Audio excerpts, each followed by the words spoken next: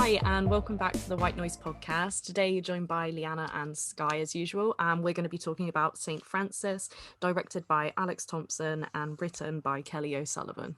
I just want to say off the bat that this film is layered in issues surrounding women's bodies and their choices in life. And through the character of Bridget and her relationship with a 6-year-old Francis, we take a journey through the troubles and trials many women will and have faced in their lives. And as always, when we do this, go watch the film before you listen, but more than ever, because I don't think we're going to be able to talk about absolutely everything in like this hour or so, because everybody will infer different things about it depending on their situations and things that they've experienced. There's probably things that we completely missed in it that other people will pick up on. It's a very intimate film. I think that's what we've both come to as a conclusion. It's important to note that Kelly O'Sullivan plays the main character Bridget as well as, writing the script. And that definitely helped the intimate feel. Intimate and genuine, yeah. Yeah, exactly. It's hugely genuine. Yeah. And Skye noted earlier that some of the scenes in the film and some little just moments and quips, they feel so personal, and it makes you suspect that maybe O'Sullivan experienced them herself, or maybe someone very close to her experienced them. Like, we all have those anecdotes about close friends. And I think that watching this film is almost like it feels quite warm and friendly. Like, it feels like these things are so grounded in reality that you can get absorbed in these people's world without it. There's no hard entry. You're in it from the first moment. Yeah, it's not like you almost don't even, I don't know if how much of an introduction you actually get to the character, because it already feels like you know her. In all honesty, the introduction you get to the character is, I'm sure it starts with a voiceover over the opening credits of a man who she's on a date with, talking, complaining about his life, and already you know that she's on this date with some guy who's not listening to her because she's just sat there not really responding. And he's complaining about being in his 30s, not having a job, not having a family. But then when he asks her about himself and asks her about herself, and she says the same things, he's like all of a sudden really turned off by her, even though they're in the same situation. Because for some reason, when a man in his 30s doesn't have a partner or a family, it's like, oh, okay, he's just figuring it out. But when a woman doesn't, it's like, oh, are you okay? Yes, exactly. And that's basically what this film is, to summarize it in its smallest sense. Yeah, I'm pretty sure it opens on a party. It's like she's talking to him in the corner of a party, and it's like almost like a mission statement. It's the only time you really see her hanging out with people her age, apart from her like ish boyfriend. She doesn't really hang out with people. She's just kind of drifting through life. I think that like opening mission statement of a scene is perfect. Like, you don't need this pitying opening. Like, you feel bad for her, but only in that, like, you might feel bad for yourself because she can remind you of yourself. You feel bad for her because you understand her. Exactly. It's less pity and it's more empathy. Like, we've all had those awkward conversations where someone's really unimpressed by us. Yeah, and like that's kind of something that carries on through the entire first half of the film, I would say. Like she really resists changing, and it is a film about personal growth. It's like a growing pains movie, and I think it's great to see more of those kind of films for people in their 30s. I think it's so interesting because I can't remember if we ever spoke about it on an episode or if we've just spoken about it together, but we've always said that we want a coming of age film for people in their 20s and their 30s. Yeah. Like, I'm done with coming of age films for teenagers. Yeah, of course they need them. I needed them when I was that age, but I still need them now. And that's almost pretty much what this is. Yeah, definitely. But even then it's kind of hard because she's in her 30s. So as much as it can be a bit more relatable than teenage ones, it still feels like you're reaching at some parts for it to be relatable. You're grasping at straws.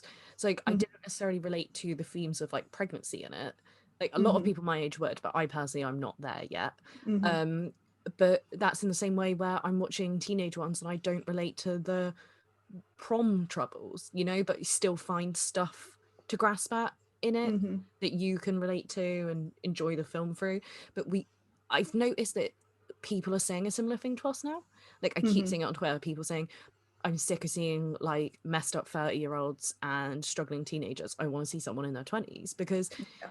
you know, like in your 20s, it's put it this way, it's standard to be struggling in your 20s. In 30s, it always seems more extreme in those Yeah, movies. You because know, they're people a think, deadbeat. yeah.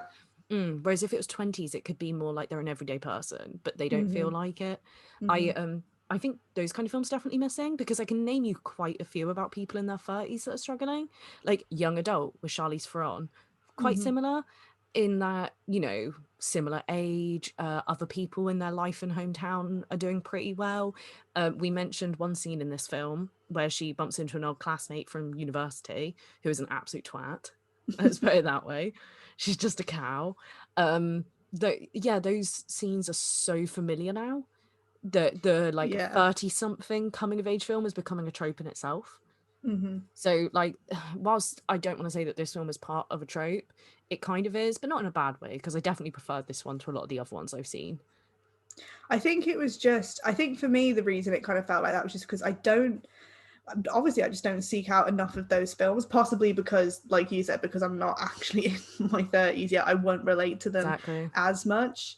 Um, but I think the sad thing is about it is that I could see that the way my life going, not as in like, Mm, oh, I think I'm going to be a deadbeat, I think I'm going to be unsuccessful, but I know that there are going to be times when I'm going to feel like that because I already have feelings like that now. yeah. The only difference is that society is going to be a lot harder on me Yeah. when I'm in my 30s than when Hmm. I'm in my 20s. Yeah. And I think that is the biggest theme in this film Yeah. I is think that a lot of it, obviously it comes from other characters, but so much of it is external and it's mhm, just layered in the way that society expects women and women of a certain age to be by the time they reach, 30 yeah. or 40, Hmm. to be, like not in this film, because obviously Bridget is struggling with a lot of other things as well. But some people view it as if you could be super successful in your career in your 30s and your 40s, but if you don't have children, then have you really accomplished anything? Yeah. And I Is think what people seem to think. I think that's where this film, although I loved it and I gave it like 4.5 stars, I think that is kind of where this film slightly misses the mark for me.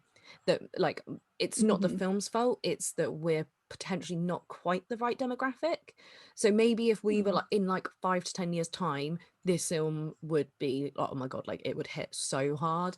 But I do think it wasn't how do I put it, it wasn't off-putting, but when in the opening few minutes when she said she's 34, I immediately was like, oh shit, because I assumed the main Hmm. character was going to be, I don't know, like 27, Hmm. something like that. So to hear like 30s, mid 30s at that, I was like, shit, like this is going to be, you know, someone who's not just, you know, like figuring it out, but someone that has genuinely, you know, coasted a bit.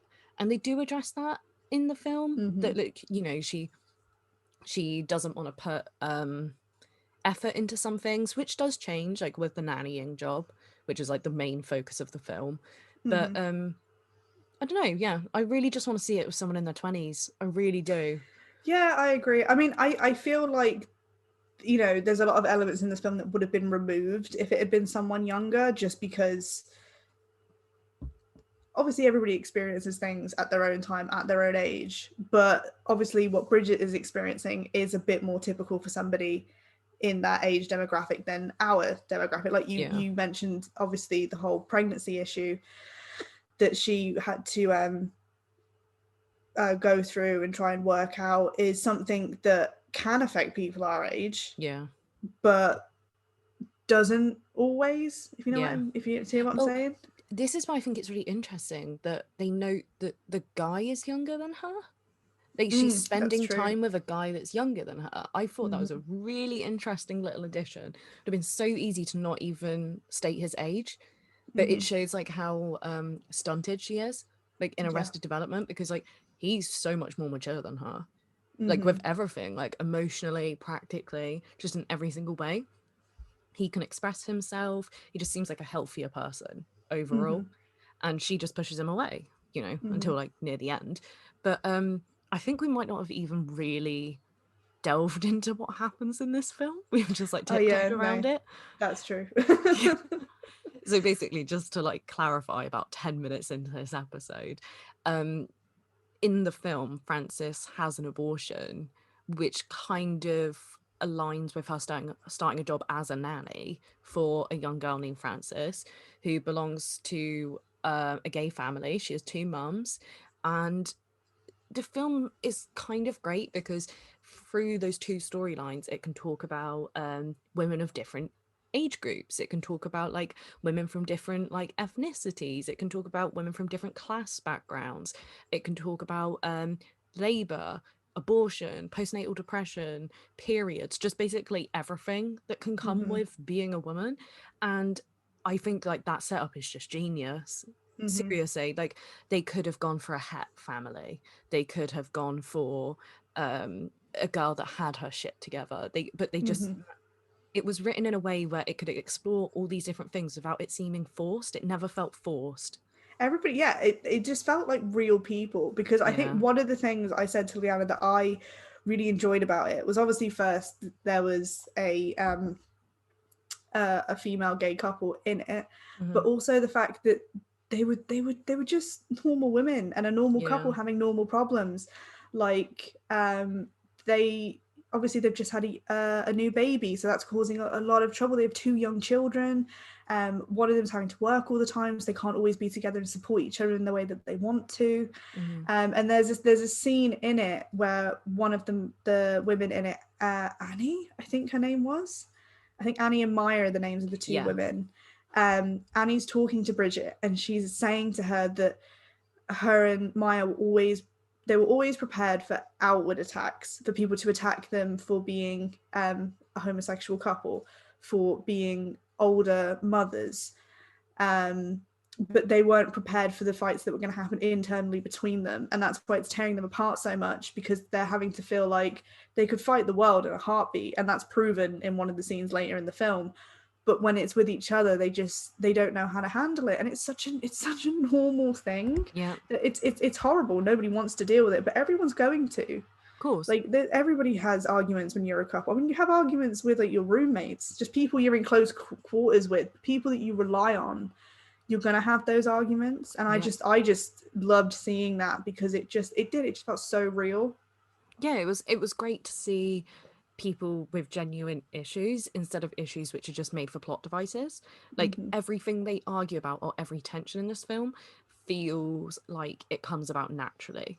You know, every Yeah. tension builds, and Hmm. it never becomes like crazy climactic. I mean, probably the most climactic scenes are when the woman has a go at Maya for breastfeeding. Hmm. Um the argument between Annie, Maya, and Bridget, the Hmm. confrontation, and maybe some scenes with the guy. That's Hmm. kind of it.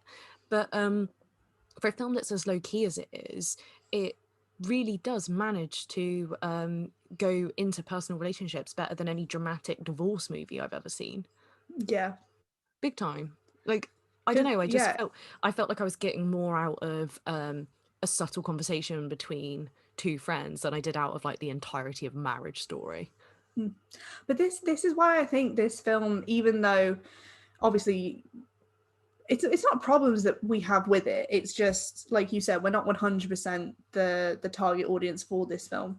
Mm. Um, but yeah, despite all of that, it showed that the drama that was happening, it didn't need to be this big soap opera, Mm-hmm. thing to be important. It showed, and it showed the importance of the things that, if you think are small in your life, but they're causing you mental health issues, or they're stopping you, they feel like they're stopping you from living your life, just because they're not this big car crash thing doesn't mean they're not important. Exactly. I think that's kind of like the MO of this whole film is just Mm-hmm. showing small things which are the world to you. So Mm-hmm. the small moments in conversations she has with Jace, they feel massive when you're sat in those scenes with them. Like just like maybe the use of a word feels like holy shit and could send you like if you were in that conversation, you would be like having massive anxiety Yeah. if you were one of the participants. Mm-hmm. Another example. when she has a lesson with the teacher that she was flirting with, and then he charges her. It's not this Mm-hmm. huge fight scene, but it feels like the biggest slap across the face because you're right there with her. I think So it's many also examples. I like the fact as well they don't turn these scenes into big fight scenes. Mm-hmm.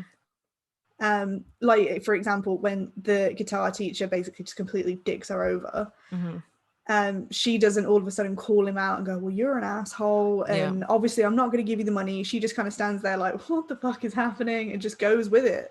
Like she ends up walking home that night because Mm-hmm. she's embarrassed that she has a bit of a shitty car. Yeah. Like But it's then such a that's what real a lot thing. of people would do. They would pay him Exactly, and they yeah. would avoid their car. Like, And you would get home and think, fuck, why did I do that? And yeah, then you would realize what you should have said, but that's exactly. not what actually happens in the I moment. love that about this film. Like, it's all well and good to watch like Tarantino movies or to watch, say, like The Social Network or like anything with like Aaron Sorkin dialogue and think they're so witty. I wish I Hmm. spoke like that and could like insert references like so easily. But we don't. We just don't talk like that. And Well, like, the reason we watch those kind of films is for escapism. This isn't the exactly. kind of film you watch for escapism. This is actually the No. kind of film you watch if you're ready to face your demons head on. Yeah, exactly. Like it's a great film because it was so heartfelt and uplifting whilst also really making you like think about certain topics. Yeah. Like there was not like it's like, watching something really traumatic, like trauma porny. It's not like that at all. But it really does make you stop and think for a second, like we discussed earlier, like the reality of like abortion. Hmm. Because I said one of the things I said to you was that there was so much about the process of abortion I didn't know, and it same. shocked me that I didn't know. It's low key embarrassing how Yeah. little I, as an adult woman, knew about abortion. It's Hmm. awful. But Like yeah, so much about it I didn't know. I also thought it was really interesting. Um, there obviously there are so many obvious themes and discussions in this film, but whether or not they were intended, I feel like there's even more subtle ones. yeah, So like for example, the reason Bridget ends up in the situation she is because she's not a bad person, but she is a reckless person, yeah, and she obviously has a very self-destructive trait, as is shown through some of the decisions she makes throughout the film. hmm, And the reason that she ends up pregnant is because she was using a very bad form of contraception, the pull-out method. mm, But I thought because of that, it just shows again the lack of sexual education. education, Yeah. which But is then such a big thing. it's fascinating though, because like I had said just now, like a lot of people say like in het relationships or just like sexual relationships have made that same mistake. Hmm. You probably know it's not right, But because but it's like worked all these other times, exactly. And it's like yeah. it is a problem to do with sex education, don't get me wrong. And Hmm. like maybe certain schools where they just don't teach any sex education. Like Hmm. it's a huge issue. So it kind of shows that. But then you do get the impression she does know that it's Hmm. not effective, but she just does it anyway. And She just like doesn't care. exactly, you can say it's reckless or you can say it's just she's just another girl. Hmm. Like, Oh no, yeah, I mean, I would say both because yeah, I would. being reckless is it's an extremely human trait. Exactly. Everybody is Yeah, reckless. I it think sounds the biggest thing about Bridget in this is that she is not a bad person. She's not a bad I character. agree. She just makes stupid decisions, and who I know. doesn't? And I love that about her because don't get me wrong, I like say like Noah Baumbach movies. And Hmm. I don't know about have you seen Frances Ha? No. Mistress America? Okay, so I do suggest you watch them because I really do want to hear your thoughts. I think they'd be good episodes. But basically, um, it's like Greta Gerwig like made a career out of playing these really complicated women. And when I say complicated, that's kind of a polite way of saying they're actually dickheads. And Hmm. like, yeah, they're kind of unapologetically so, but audiences are like, oh, I love her, I love her. It's like, but they are just a dickhead. You can love someone, Yeah. but she is a dick. You don't need to pretend she's not. And I kind of like that about this film. It's like, yeah, she's a bit of a prat, but she's not a massive one. She's I just a think the person. yeah, the issues with a lot of these kind of films is that the woman that they create as the protagonist is that, like you said, she's either a dickhead or Yeah, she's used for comedic expense. exactly. Like Like bridesmaids or something. yeah, some like They're always the extreme. they're trying to be portrayed as real women because all they trip over, or in bridesmaids case they just shit themselves. Like okay, Bridget isn't like that. Like, there's things that she does that are funny, but again, they're funny because it's like, oh my god, I've done that. Fucking hell. Yes, exactly. The bit that killed me was when she finally says yes to going and having food at her boyfriend's, Yeah. and his housemate is playing video games, and they both just sit there in awkward silence, ignoring him, shouting like, Yeah. dickhead, Yeah. camper. And I was like, oh my god, I've done that. Like, I've ignored the really awkwardness of like a guy living with housemates and stuff. And it's like, of course you do, because you're this age, like you have to avoid that awkwardness. And I loved it because she's in her mid-30s and everyone's like married and having kids. And her housemates are not housemates, old uni mates are doing well, and she's going through that thing that most of us do at like 19, 20. Like, that did make me laugh quite a lot, to be honest. I think that is another thing in this film, though, that it really just shows you that certain situations and certain problems are not age related. I know, and that Like, they actually can blew my be. mind. Yeah, Seriously, like because you just said. a lot of stuff she's doing, I'm like, I thought that was behind me. Yeah. It's like, oh god, I still have to worry about it. But it's just so interesting because, again, it just comes down to the fact, why do we think like that? Because we've been told to, basically. We've been It's told that if media. you don't have your shit together by the time you're in your 30s, then you're probably never going to have your shit together. That's not true. Yeah. It's almost like media like defines every decade of our life for us. You know, like teenage struggles, then there's the 20s, like finding yourself, then there's 30s, which is like, I'm pretty sure that always in like 30 somethings movies, it's to do with like friendships, relationships, you know, bridesmaids and stuff, weddings, having children. 40s, that tends to be like the midlife crisis movie. 50s, putting spice back into your life kind of movies. It's so nice to see, although we were saying we're a bit out of the demographic for this, it was kind of nice to see one that like jumped between. You know, so Yeah. the guy's in his 20s, she's in her 30s. I get the vibe the Maya and Annie are in their 40s maybe, and then obviously we've got a kid. It's quite nice to see that. It was, because it did. I'm glad you brought up like the different showing of ages they did, because one of the things I also thought was interesting, which was an education for both kids and adults, was Frances, the 6-year-old that Bridget is nannying. Frances has her own trouble. She's having to cope with being a first child. Yeah. That so many of us forget, because as you grow up, that's probably like the lowest thing on your list. Like, I know for a fact I don't care anymore that I have a little sister. It's fine. But from what I can remember and what I've been told, when my sister was first born, I was a little bit of a shite because I was so used to having all the attention. Yeah. And then all of a sudden, it's not that the attention was on her, it's just there was somebody else. Yeah. And Frances goes through this and she acts out because of it. And it just every stage of your life, there is something. Do you know what? It's either that I'm a fucking idiot or that I'm a twin. With no other siblings. I didn't even think about the fact she was acting up because of the baby. Yeah.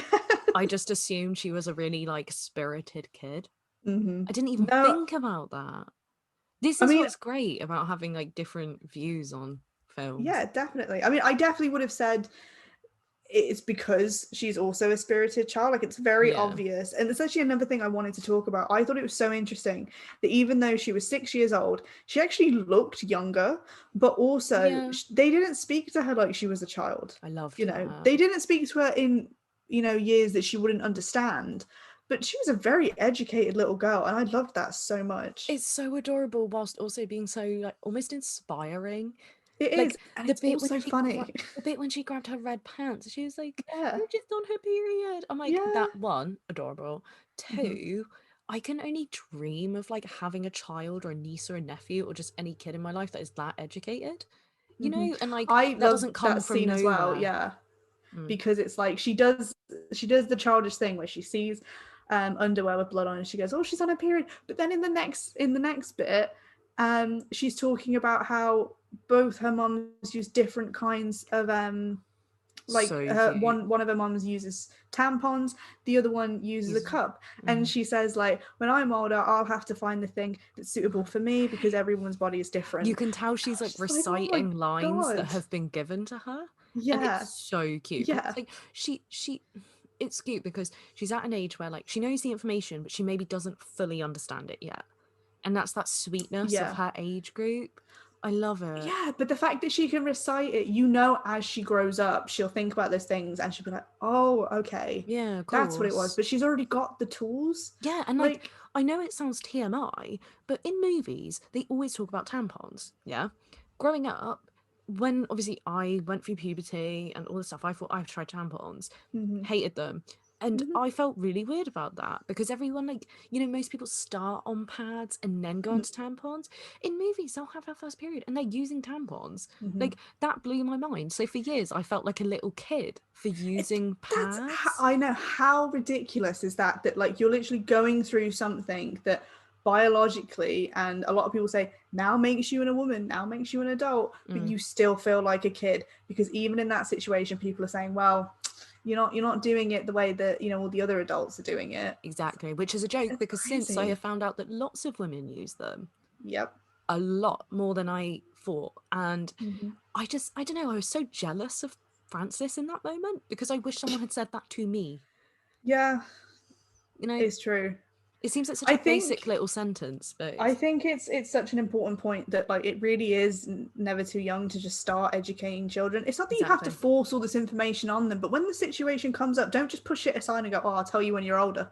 Why Yeah. not tell them now? They make out like Maya and Annie are quite a like progressive couple because they've Yeah. almost had to be, you Hmm. know, because of course they're a gay couple. They want to adopt. I'm assuming they're Hmm. married. I'm pretty sure they are. And it's Yeah, I'm pretty sure they are married. yeah, so obviously they They've already been through a lot to get to where exact they are. They're exactly not they're not going to raise a child that has to go through. If they can yeah. take away whatever trouble they can, of course they Yeah. will. And I really like that that isn't the focus point of this film. You know, like it is obviously hinted at that they have had that history. Like Hmm. they don't make out like they suddenly woke up one day and they have this happy life. Like you said, they hint like we've had to go up through battles against the world and now with Hmm. each other kind of thing.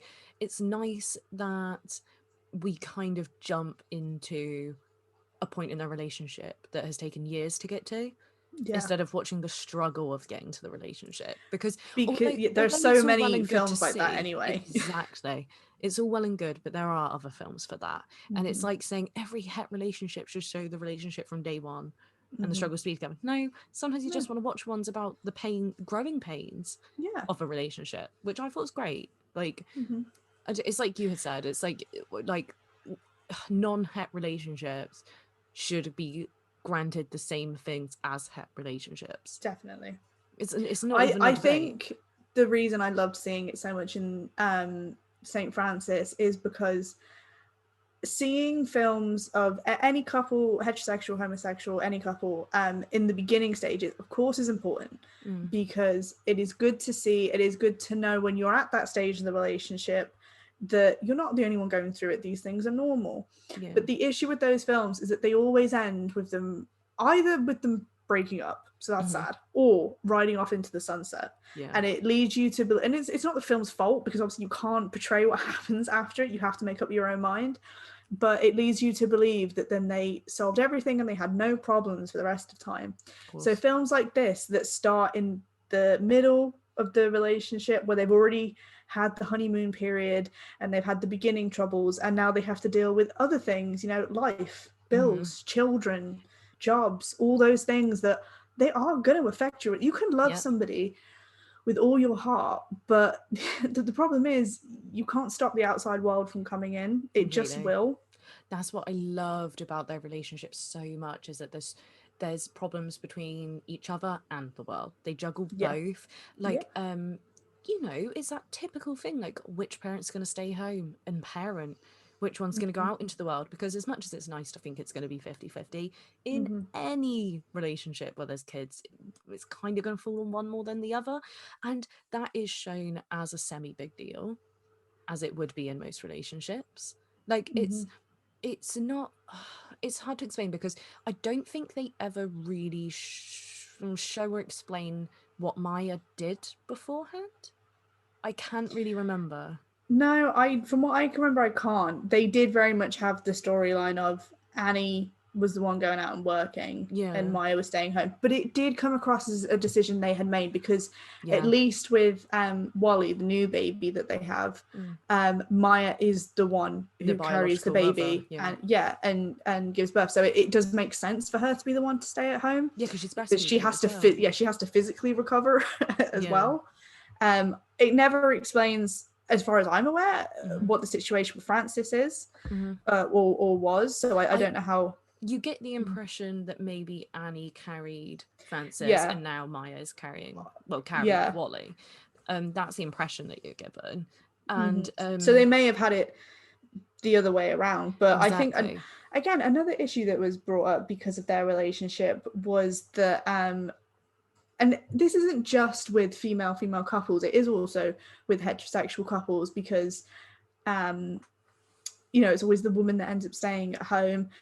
And that's not even always the case when it is a biological birth. That just tends to be the case when children are in the home. Because maternity care is never, I'm pretty sure it's never offered to anybody who isn't the person carrying, or only one can. They make that point in the film, don't they? Yeah, that's it. Yeah, she says, turns out if you, it turns out you only get 3 months or whatever if you carry the child. If you're the one that's carrying the child, which again, like we just discussed, does make sense in the recovery sense. Yeah. But when you want to bond with your child, like, exactly. I just, in an ideal world, should both get the time off. Exactly. It just, I loved the fact that sentence from Annie comments on not just women staying with their babies, but husbands as well. Like, everyone should get the chance, not just the to one bond that with their gave child. birth. Exactly. So it it didn't just dig at her not being able to stay. It also kind of comments on the fact that men don't get to. The fact that Annie can't stay at home is also part of the reason that Maya suffers so much with postnatal depression. It's horrible. Because she doesn't have anybody to talk to about it.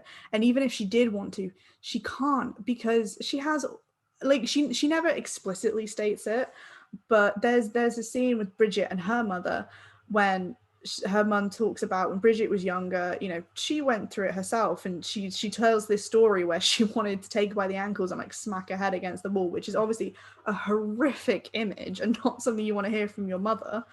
And Bridget says to her, "Oh, maybe you shouldn't tell that story." And then her mom replies, "Well, maybe if women talked about it more, it wouldn't be such a shocking thing." Yeah. Because it's a horror. It's obviously it's a horrible thought, but these are the things that women go through during postnatal depression and after they've had children. And maybe if they were able to talk about it in a safe space where they knew they weren't going to be judged, like Maya's able to find when she finds in Bridget, you wouldn't have generations of children growing up with their parents having this background resentment for them they can't explain. That's not the child's fault, and it's not the parents' fault. It's a chemical thing that happens that you're forced to repress. Yeah, because of course you're going to attach your horrible feelings at that time to the child, even though it is chemical and it can be situational, because of the timing and the fact that it is technically caused by childbirth and labor. Of course people attach those feelings to the child, and you see that with Maya. Like, she can't bond with the baby. She takes it so personally. And they do say, don't they, that like sometimes babies do pick up on vibes. Of course they do. Yeah, they do. And that's very much shown in the way that the baby then does calm down for Bridget, which obviously makes Maya feel worse. Because she's not showing any like resentment towards the baby. Exactly. So it's like a perfect cycle. I thought that was heartbreaking. I think that was the saddest scene in the film. And she was like, "He just cries when I hold him." Oh my God, I was gone. That's like my biggest fear about parenthood. And like I've stated to you, I don't want kids, so I would view this film differently to you or people that do. That fucking horrified me, and it kind of cemented me not wanting children, because that to me is terrifying. Like, imagine going through all that physical toil and emotional just for that to happen. Couldn't do it. I'm not strong enough for that. But this is just like so many things that women do have to deal with in life, that just when something happens, it's not the end of it. Like we spoke about way back now when we talked about raw and ginger snaps. When girls get their periods, that's not it. It doesn't end there. No. It goes on for the rest of your life, and then you have to deal with menopause. Yeah. It's the same with pregnancy. You deal with the pregnancy, you deal with the birth, and then you have to deal with the aftermath as well. The fact that you're no longer yourself. Your body probably doesn't feel like yours anymore, and it probably hasn't for a while because it has literally been caring and feeding this other person. Oh. And I imagine that, the reason Maya and Bridget were able to kind of connect the way they do is, one, because they actually stopped to listen to each other. But it's also because Bridget had just gone through another experience that I imagine made her feel very alien in her body. Well, yes, she doesn't understand the bleeding, does she? And she doesn't talk about it, even though she's bleeding like shit. When she mentions to Maya that she's been bleeding loads, Maya's like, you should go to a doctor. And it's so hypocritical coming from her who hasn't. It's so well and good to say it to someone else when we have all these issues, but lots of people don't. Because that's another thing as well, is that, like, it's very common for people dealing with issues themselves to want to support friends and relatives that they know are dealing with it. And it's partly because they want to help them deal with it, but it's also because for a moment you think, oh, maybe it's helping me to get it, put it onto someone else. Exactly. But it's not, because all you're doing is that you're helping the other person. That's great. But it's like the whole analogy of when you're in a plane crash, you got to put your mask on before you can do anybody else's. Exactly. You got to sort your own shit out. Yeah. But they kind of mentioned that at one point, I think, about how is Maya meant to care for her children if she can't take care of herself? Yeah, like, that's they true. I don't know if they ever outright say it, but I do think there's like the odd thing that dances around that. Definitely the impression that if it's not outrightly said, it's definitely the impression that you get. And it's also shown after Maya and Bridget do have their talk and they decide to take the kids to go see the fireworks. They have that whole scene of them getting ready. But the beautiful thing is, it's not just them getting pretty, it's not just them putting great clothes on, it's them wearing adult diapers. So Maya's not peeing and Bridget's not bleeding, so they can have a good time, and they laugh about it. And it's because it's something people think is embarrassing, but you know what, your body does stuff you can't always control. Exactly. Do you know what I loved so much about that section of the film? Was the fact that you see this like female solidarity, and then they go to the park feeling all high on the fact that they're bonded as women, and then they're confronted by a woman. Like, I loved the fact that it shows that it's not black and white. You can like be bonded women or like whatever and disagree or agree on things. Like, it doesn't it's never simple, is it? It just never is. It also, to me, brought up the question of the scenario that happened is that Maya was breastfeeding Wally at the park, because at the park, because baby's got to eat. You can't deny a child food. And a woman comes over and says, oh, can you go somewhere else and do that? Can you cover it up? And it was just so interesting that it, like you said, it came from another woman, because it's like, does she actually feel this way? Or has she been conditioned to think, has she been shamed herself? Because I actually remember there was a similar situation at a place that I used to work, where there was I didn't witness it myself, but I was told about it, that a woman was breastfeeding and someone had said that to her, and I couldn't believe it. And I will admit, at first I thought, no way another woman would have said that to her, like why? But it was. And I was like, oh my God. Yeah, it happens a lot. It happened at one of my jobs not that long ago, a year, 2 years ago max. And it actually does make you think how disgusting that people would shame other people for feeding their child and for doing something completely natural. Because, and it's like, also it's not just even shame. It's not even the whole argument of, well, at least if they cover it, it doesn't. At the end of the day, women's breasts exist in to feed children. That's what they're for. Not that that's all that they're for, and that that's all women are for or anything. But it's like, if a man decides to take off his shirt and walk around, he also has nipples.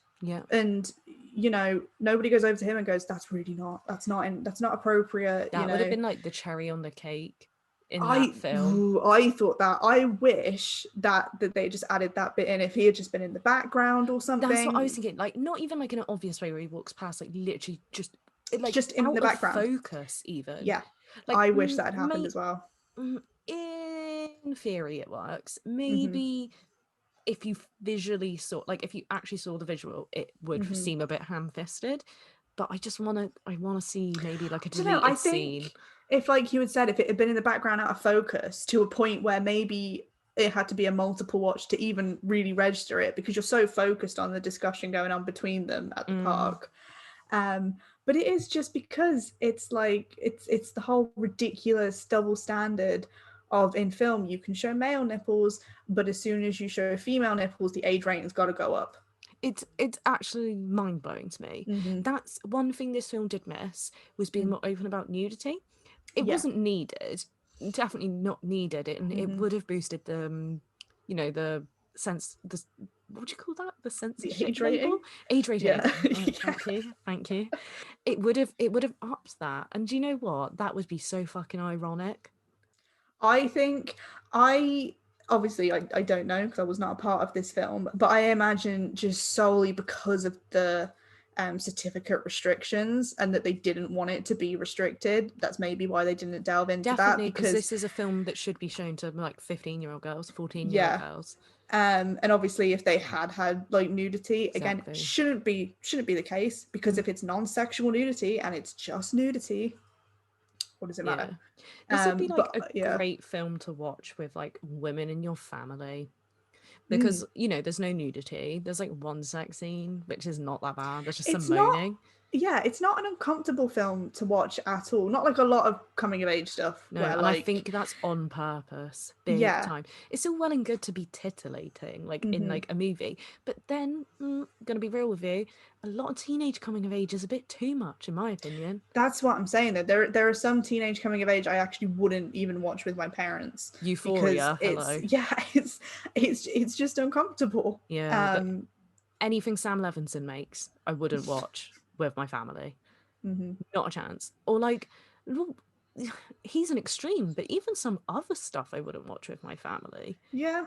which But is this, insane considering that it's like, obviously it's not made to watch as a family, but like if a mhm, film is aimed at 15-year-olds, it shouldn't be uncomfortable to watch with your parents. especially not when you're in your 20s. You Exactly. should be past this by now, but we're not. It's still Horrific. uncomfortable. But Like, yeah, yeah, this film, yeah, I wouldn't, I don't find it uncomfortable to watch with anybody. no. In a way, it is an easy film to watch. Oh, It just definitely. brings up a lot of issues. It's not that it's Yeah. uncomfortable, and it's, in all honesty, it's nothing that we don't already know. Yeah. It's just stuff that, Nice to see it approached yeah, it's in a almost kind of film. brushed over. I think Yeah. some people think that some of these issues in St. Francis are talked about so much now that they've actually almost lost the importance of them, because it's not that people talk about them, they still talk around them. They don't actually Yeah, they address the never issues directly head on. approach it. Exactly. Like Yeah. when she's having her periods and like, well, the abortion periods, as I'll call them. Hmm. It like they actually show the blood, which blew my Yeah. fucking mind because you never show that in anything. That's a Hmm. debate in itself, isn't it? Um, Yeah. it's nice to see, instead of people talking about it, it actually being shown. So, like you say, it's tiptoed around. It's not tiptoed around here, Yeah. but it's also not talked about in incredibly gory detail. But one thing I loved was when she was like, "Can I show you something gross?" to Jace, and she's like, "Is this the Yeah. baby?" Because of course we Yeah. have no fucking idea. We're all as clueless as each other, and blood clots are real. But again, this just comes so much back into like the genuineness of the film, Yeah, because these characters, no matter what age they are so clueless. yeah, And I love it because they're all clueless. you, when you're like past the age, yeah, you could then go back and talk about, oh, well, this is what this was, and you can hopefully advise somebody going through that stage. When you're going through it yourself, it's like tunnel vision. Oh You god, yeah. cannot see outside of it. No. And people can tell you all they want that you're not the only one suffering it, and of course it does help to know that you're not alone, which is why films like this are so important. But in that point in time, when you're in that tunnel, it doesn't matter how many times people tell you that, you are still going to feel alone. So it's so important for films like this to keep being made and keep existing and keep being like, I'm going to keep telling you until you believe it. It's like, it makes this, the way we're talking about it makes this film sound heavy, but it's really not. Like you said, it's an It's easy not, yeah. watch. It's not super long. I'm pretty sure it's like an hour 40. It's one of those nice like 100-minute films. Yeah. The acting is very poignant at times without being like really heavy. Mm-hmm. It's it's perfect. Like the balance of everything in this, like the tonal balance is great. The tonal Mm-hmm. transitions are great. um there'll be levity next to like really devastating scenes, but they'll never be so devastating that you completely feel like disheartened. Like Yeah. you'll still be able to enjoy the sweet moments, especially between It's like Bridget and this, Francis. yeah, this film, depending on the kind of person you are, will probably make you cry, Oh yeah. you know, um, because of the touching moments in it and, you know, just all obviously all the issues that surround it, whether you relate to them or not. Even if you don't relate to them, you might know somebody that does, Yeah. or you might just feel genuinely bad for somebody going through it, even if you don't understand it. Like that's a thing that some people seem to forget. You don't have to understand it and been through it yourself to have empathy for it. Exactly, especially the postpartum depression. And that's Because such another thing that I think is really shown in the character of Jace, Bridget's kind of boyfriend. The fact that he doesn't like understand what she's going through yeah, completely, because he'll never be able to experience that. And like when she's taking the pills to begin the abortion, she says to him, you know, I really feel like you should be doing something as well. Like it's not fair yeah, that she's the only one that goes through it. I But love how he's honest she still, is. yeah, he still takes the time to try and And he understand. even makes a joke, doesn't he, about like, do you want to hurt me, and like that kind of Oh, he thing. says, yeah, Food she says, poisoning, like, food poisoning. yeah, she says you should have food poisoning or something. He says, oh, okay, what have you got? And she's like, oh, I Yeah, have some really bad chicken in the fridge. And I yeah, genuinely believe he would have done it. I do too, because he's a sweetheart. And Yeah, isn't it shit that he just does the bare minimum and he seems like such a nice guy? How that just shit is shows it though, that? because he's not this super successful He's just a CEO. guy, yeah. Yeah, he's just an everyday guy getting through life. Like the way he introduces himself to Bridget is that so the date that she's on with this other guy, she says she's a server, a waitress, and he walks off. And then Jace turns up and he mentions that he knows the woman at the party because she comes to the restaurant he works at all the time. And Bridget's like, oh, you own a restaurant? And he's like, no, I'm a server. And then And then cut, like yeah, like sexy. literally cuts, yeah, it cuts to the sex scene because it sounds stupid, but she's like, you She can know, relate. even yeah, in the back of her mind, she's like, this person isn't going to make me feel bad. Exactly. Feels You know, safe. And yeah. that's what's brilliant about this film is it's like she goes after the teacher who's an absolute twat and she runs away from the guy that is understanding and makes her comfortable. And you'd Mm-hmm. want to scream at her, but it's so familiar. You know, Yep. like You can, everyone's done yeah, that. you do see it coming because Yeah. she has a self-destructive trait, but we all do. Yeah, We of can't course. help it. It's almost like as soon as things start going well, we're like, nah, this isn't my normal. I need to Exactly. ruin it. And there's And never a reason for her to feel that way. Like no. we were saying earlier, it's not like she had this, like, from what we see, we don't see a Hmm. hugely traumatic experience in her past. We don't see a traumatic childhood. It is just genuinely, it's her personality. Like, or Yeah. maybe a lot of small things. Like, there's It never a just seems, reason. yeah, it just seems like a series of not even bad decisions. It's a series of decisions that she has made that have not gone the way that maybe she wanted them to. Mm, And I think another interesting thing as well is that the way that she holds herself is to everybody else's standards, because you know there's the storyline of that she was, I think it must have been university, studying creative writing, and mm. the friend that she meets from university says we all thought she was going to be the next Sylvia Plath. It's all like because she didn't become what they thought she was going to be, anything else is less than, you Yeah. know. When she sees her, she has a job, she has a car, she has a home, Yeah. things that in my Just a eyes, normal life. Yeah. yeah, you're doing well, you're surviving, and that's She has a fine. job she likes. Like, it's sad because, like, that scene especially because it it just shows how it's the outside world that makes us feel bad. Yeah. Like, she is made to feel bad by the people around her. That guy at the beginning, her neighbor, those kind of people make her feel shit.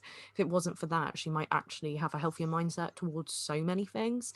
And I think that something I love about that scene with the neighbor treating her just like the nanny, like the help, is that Hmm. that would be the main point of another film. But Hmm. because it's about her as a person, not about like her career, like something like The Devil Wears Prada, it's literally just like one scene. The Yeah. film never looks down on her for being a nanny because, of course, it's a Hmm. respectable job. Yeah. And yeah, it's just that one scene really that looks down on her for it. Just that But one. again, it's like this film is, I think, like predictable, but not in a bad way. But the reason that you find it predictable is because you either recognize yourself in the character of Bridget or you recognize people you know, one or the other. Exactly. And you can see the series of events that are gonna happen. But I Yeah. think the really nice thing that, you know, you don't always expect Mm-hmm. is that after she does put herself in a low point again, but because of the way everybody around her is treating her, it's kind of like a them Yeah. and her situation. It's almost like things are going a little bit well, so she Yeah, needs to destroy it a bit. but she does then take steps to try and fix everything. Mm-hmm. You know, she calls Jace, and I think it's so interesting that when she calls him to basically apologize, I think maybe without saying sorry, but that's Mm-hmm. basically what she's doing. She leaves that huge voicemail about everything going on inside her head, and the voicemail cuts her off. So she just sends a new one saying something like, "Hi, it's me. I have feelings if you still want to talk about them." And I just think Loved that. that's So much more realistic, yeah. especially for her character. Like Mm-hmm. when she got a moment to stop and think, she's like, actually, I don't want to just say all this stuff because that's not her. You get Yeah. that catharsis without her actually doing Mm-hmm. the action. And you just said about how you recognize lots of people in this film. I Mm-hmm. think that's something I really enjoyed, is that it didn't feel like it needed to break entirely new ground. Mm-hmm. It talked about existing things, but it's just like, in small moments and in the dialogue is where the true gems of this film are.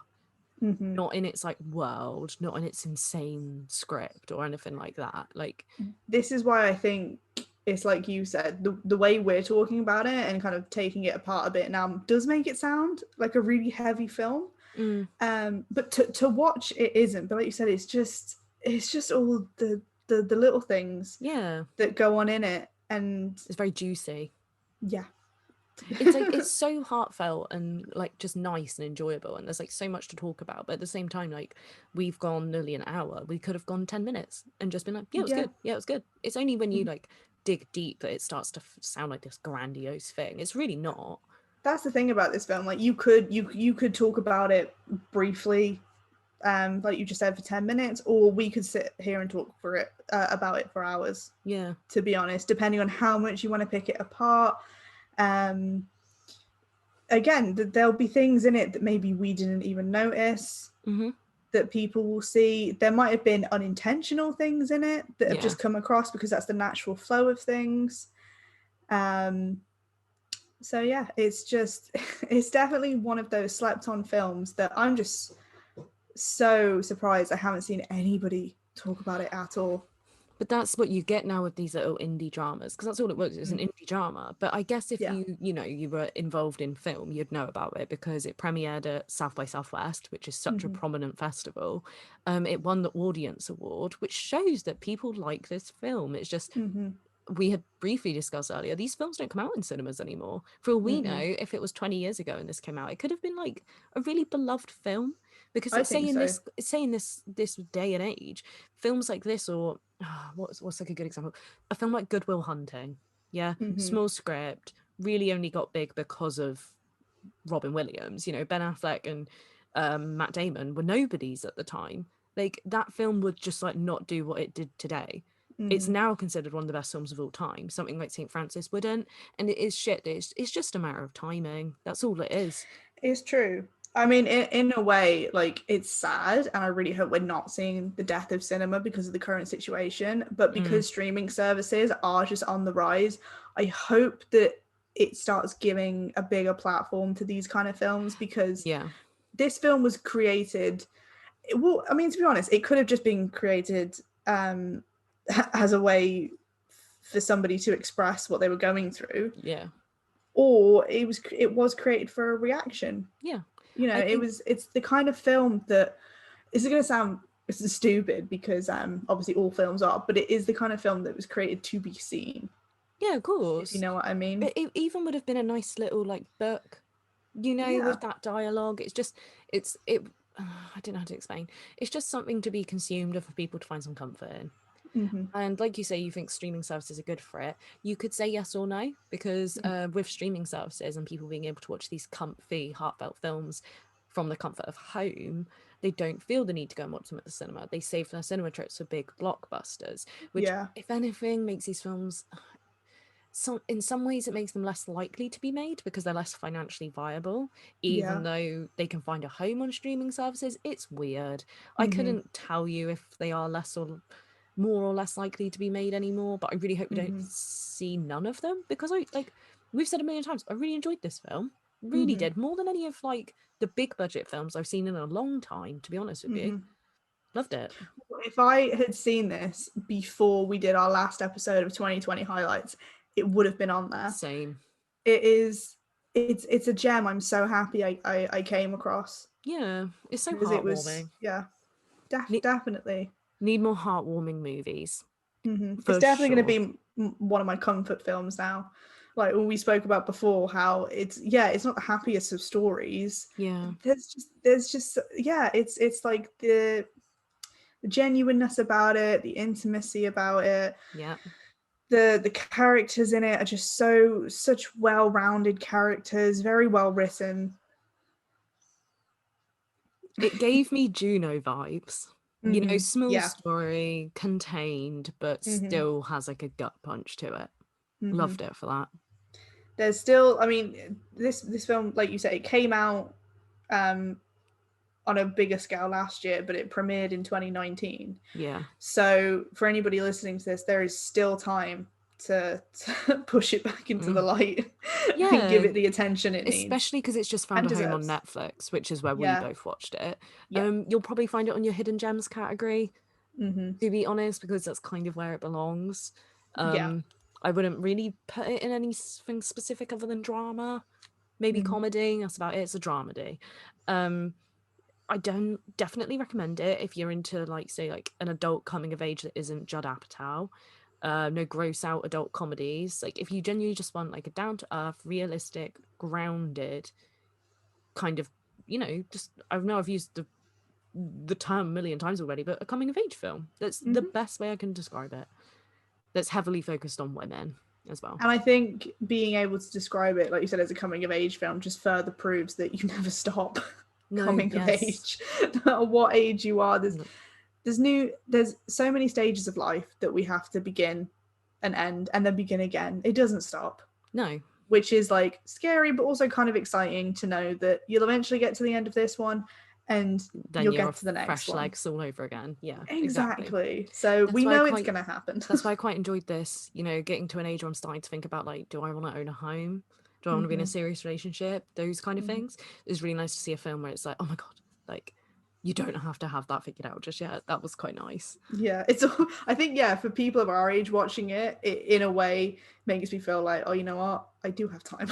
Yeah, exactly. Because it's starting to feel like the clock is ticking. It's Yeah, really not. It's I it's think not. our current situation, doesn't really help with a No. pandemic going around, making everything feel so much more intense, Yeah, and like, if I dramatic. don't do this now, I'll never do it. And Yeah. to be fair, in some ways, yes, that's how Mm-hmm. you should think about things, like, but only in the sense that don't put things off. Mm-hmm. If you really want to do something, I mean, before we started recording this, we were talking about how bad procrastinators we both are. Mm-hmm. So if you're, let's say, putting something off, then just, if you want to do it, just do it. Yeah, But of course. then at the same time, you do have the time to do it. Don't force yourself to Yeah. if you don't want to. That's something you can take away from this film. It's just Yeah. like, even if you're not looking at all the like really female heavy topics, you can take away the age related topics. Hmm. And it's just a nice watch. Like, Yeah. yeah. Definitely I mean, all of them probably are, but definitely in the white noise top category of films that you should be watching. That's Yeah, going to be a Netflix category one I day. I feel like White that's noise like our top 10. our big thing on this Yeah. podcast, is like films which, although they are primarily enjoyable, you can take something away from. Well, Yeah. and I know, like, you'd like to say that most films are like that. They're really not, No, because they're not. I mean, I don't take fuck yeah. from Avengers movies. Let's put it like that. No, it's true. There are definitely films you watch for pure entertainment, Yeah. and that's fine. But Mm, this isn't one of those films. You will take something away from it. You should. guaranteed. It's the blessing of the film. I think that's definitely just us ending this with Yeah. a hard recommendation. especially if you just, you just want something chill to watch one day. We tend to cover and recommend like kind of heavy films, I would say. Yeah, stuff that probably contains things a lot of people might not be comfortable with, but I wouldn't say there's anything in this film.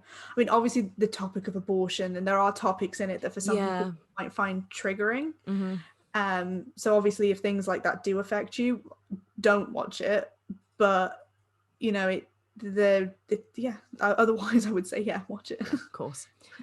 It's definitely something to watch on a rainy day, or like with like your partner or a mate. It's not some like incredibly dark like Park Chan-wook movie or something. Like, pretty much. So I'll end on the note that I really enjoyed this film and I highly recommend it. Okay, cool. Like, repeated that a million times. I think that's just what this whole episode is. Every episode of White Noise, a nice wholesome film. It's a good film. Go watch it. I'm just gonna like end it there, or like fade it out, so I'm gonna stop.